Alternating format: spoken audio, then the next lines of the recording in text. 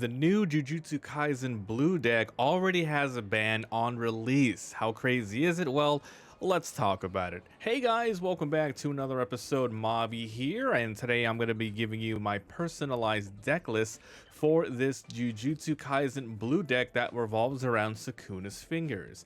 Make sure to like and subscribe, it really helps out the channel. I upload daily duels and deck profiles for different anime TCGs. Alright, so before we get into it, let's talk about the banned cards and why they're banned. So this is basically, what is it? Today's November 15th. The ban might get lifted later in the Japanese release. They actually did restrict it a little bit so you can have a couple of them together. However, as of right now, recording, these two cards cannot be in the same deck. So it's going to be Sukuna raid card, and it's going to be this Yugioh here. So the reason why, it's because this deck strategy revolves around finding a card called Sukuna's fingers in order to have different effects. This Yugioh here, it basically searches the top 5 for a fingers, while this one draws 2 cards and trashes 1. Basically, it's too strong together, and they don't want them together. It's just how it is. But it will get unrestricted later on. With basically, you can have like 2 of these in a deck with 4 of these. So just so you guys know, that's the reason why we're not using both of these in the same deck as of right now.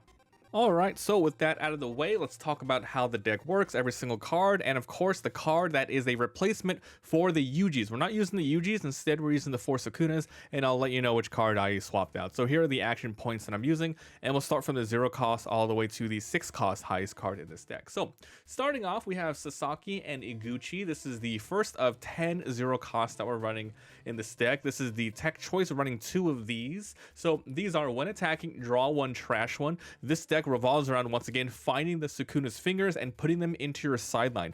It doesn't matter if you play them or not, as long as it's just in your sideline, different effects will activate on some of your key cards. So this one allows you to get some early energy, move it forward, then attack as many times as you can before you have to use them as a defender to draw and trash 1. So it's really good for finding those Sukuna fingers. However, this is a setup. You have to attack with it. However, we're running 4 of these Nobara Kugisakis.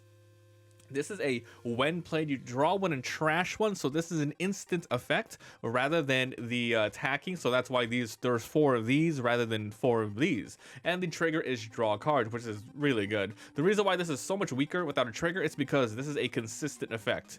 But yeah, usually you just want the basic effect here, and the trigger is good.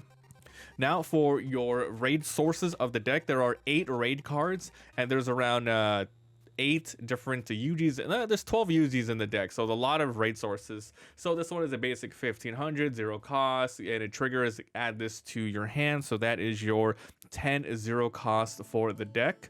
Next, we have some energy pluses. There are a good amount of +2 energy pluses because you have a 5 drops and you have 6 drops in here. So you're going to need something like this. This is a 1 cost Nobara.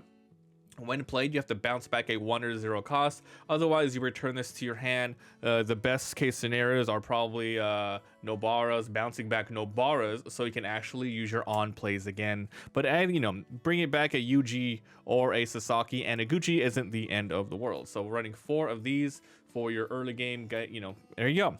Now, Sukuna's fingers, this is basically what the whole deck revolves around. So basically, it's a 1 cost. When using this card, you must either self-hurt, remove 1 of your life cards. You definitely don't want to do that. Or rest 1 of your active Yugioh cards, which is pretty much the best case scenario in the beginning of the game, or maybe throughout the game. You're going to have a lot of Yugiohs in the back line because some of them also have +2 energy generating. So no problem. You don't have to rest anything on the front.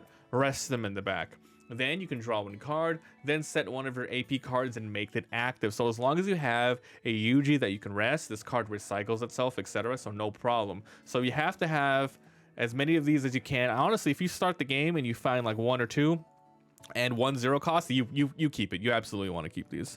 All right, so this is Maki Zenin. This is the card that is replacing this Yugioh. When the ban is restricted, you're going to be running 4 of these, but for now, you're going to run 4 of these Makis, and they're a pretty decent replacement. So, during your opponent's turn, if you have 1 or more curse tools, there's no curse tools in this deck. However, 4 or more event cards in your sideline, there's currently 12 that you can use, and a lot of them will be the Sukuna's fingers, so you can get the effect off this way. But then, This character gains 1500 BP. It's a little weak on your attacking turn.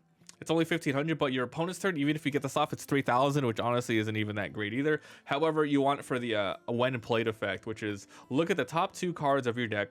You grab one and then you place the rest to your sideline. So basically you can grab one card, and if one of them is Sukuna's fingers, you can trash that Sukuna's fingers. And basically, once again, it's all about the sifting. So once again, a little bit of a weaker replacement for the Yugi, which, you know, looks at the top 5 and grab it, but you know, what are you gonna do?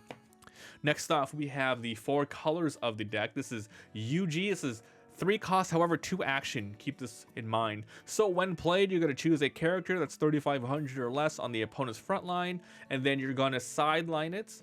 You're going to return it to their hand if you have 1 to 2 Sukuna fingers in your sideline. So if you play this and you have 0 Sukunas, then you can't play this. You can't use the effect whatsoever. However, if you have 3 or more fingers, you KO a 3500 instead. So it's a pretty decent card. This card is going to be in the backline throughout most of the game until you need to raid on this with a Sukuna, or if you needed to throw in the front line for a blocker, but you really need the energy in the backline. And it's another good Yugi to use for the Sukuna finger resting requirements.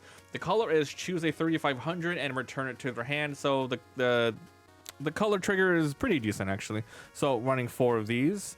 Next up, we have yet another Yugi. This is another 2 energy generator. So during your opponent's turn, if you have a Sukuna's finger on your outside area, in this case it means the sideline. This is a Japanese one I got. This character gains 1000 BP, so this is a really good blocker. But once again, just like this, it's going to have the same sort of play here, where they're going to be in the backline for most of the game, and then you have to decide when's the best time to move them forward to block and attack and be rated on. And the active is really good. It's active somebody and give them 3000 for extra blockers. So there you go.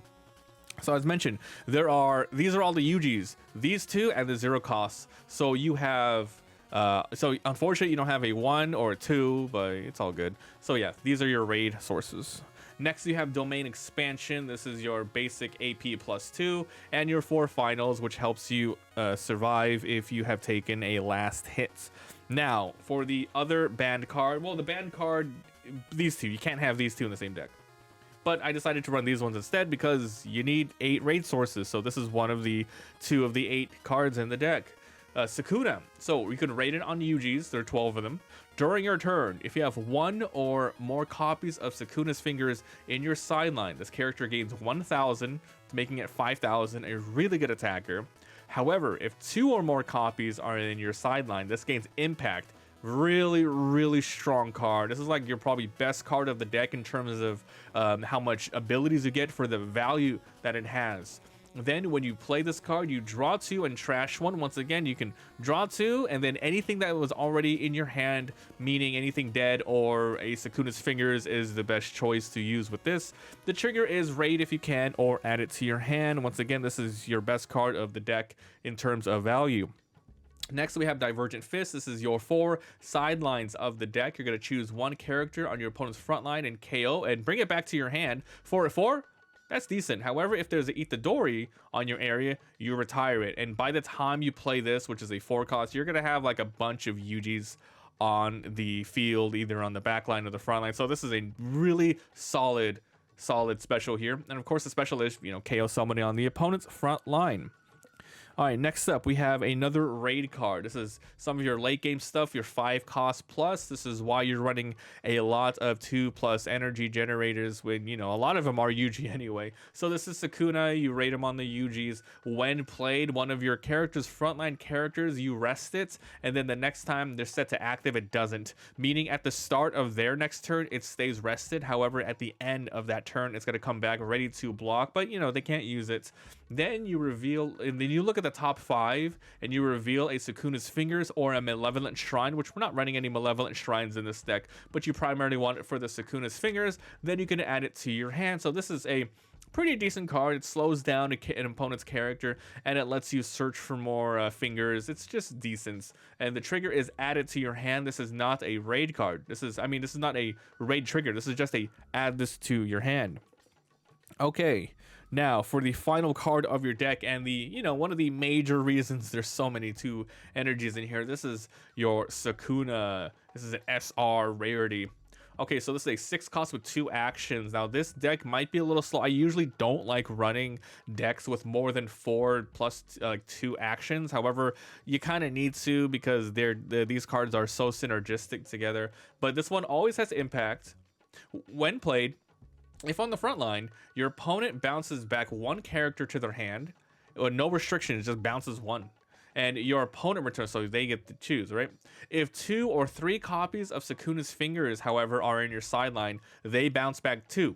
If 4 or more copies, they bounce back 3. So this is an extremely good late game card to just not destroy, but like get rid of 3 characters. But remember, your opponent returns them, so it's that's why it's balanced a little bit that way. Another thing that a little sucks is he's only 4,000 power, but he has impact, which is gonna help on a lot of stuff. But yeah, 4,000 is serviceable, I suppose. And the trigger is add this card to your hand. And that is the Sukuna deck. So there are a couple of cards in here that, of course, work with Sukunas in the trash. And these are its. So the Divergent Fists are actually really good in this deck. Good value for the easy, cheap requirements. And yeah, it sucks that you can't put that 2-cost Yuji with the Sukuna, but I get it. But if you're going to run one of the two, you run this, because there's no point in using a Sukuna's deck if you're not going to have cards that, buff up with Sukunas in the sideline, and this is the best one for that value. So that's it, guys. This deck is pretty hit and miss. I think with the current cards that are out, the as of recording, Hunter x Hunter, Jujutsu Kaisen, and Bleach, this is one of the top 5 decks for sure. Without the ban. With the ban, it's like top 10, right? But yeah, this is a decent replacement. And then, once it's lifted, you just remove these and put those UGs back in. But that is it, guys. Let me know what you think about this deck. Is it strong? Have you tried it? What did you replace besides, me putting in the Maki Zenins? And that's it. So thanks so much for watching, and I will see you guys next time. Bye.